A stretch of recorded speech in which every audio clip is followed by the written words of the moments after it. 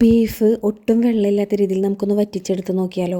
സവാള, പച്ചമുളക്, തക്കാളി, കറിവേപ്പില, അതുപോലെ തന്നെ ഇഞ്ചി വെളുത്തുള്ളി പേസ്റ്റ്. ഇനി നമുക്ക് കുറച്ച് പൊടികൾ ചേർത്ത് കൊടുക്കാം.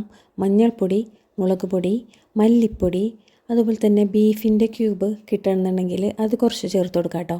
ഇനി അതില്ല എന്നുണ്ടെങ്കിൽ ചിക്കൻ്റെ ക്യൂബുകളും ചേർത്ത് കൊടുക്കാം. കുറച്ച് കുരുമുളക് പൊടി, ഗരം മസാല ചേർക്കാൻ മറന്നു പോകരുത് കേട്ടോ.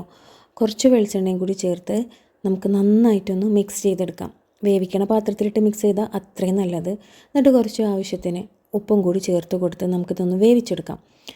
ഒരു 3-4 വിസിൽ വന്നോട്ടെ. അപ്പോൾ വെന്തതിന് ശേഷം നമുക്കൊരു ചീഞ്ചട്ടിയിൽ കുറച്ച് വെളിച്ചെണ്ണ ഒഴിച്ച് സവോള ചെറുതായിട്ട് അരിഞ്ഞിട്ട് അതൊന്ന് മുരിഞ്ഞ് വരുമ്പോൾ നമുക്ക് കുറച്ച് കുരുമുളക് പൊടി ചേർത്ത് കൊടുത്തിട്ട് വേവിച്ച ബീഫ് ഉണ്ടല്ലോ അതും കൂടി ചേർത്ത് വെച്ച് നല്ലവണ്ണം വറ്റിച്ചെടുക്കണം.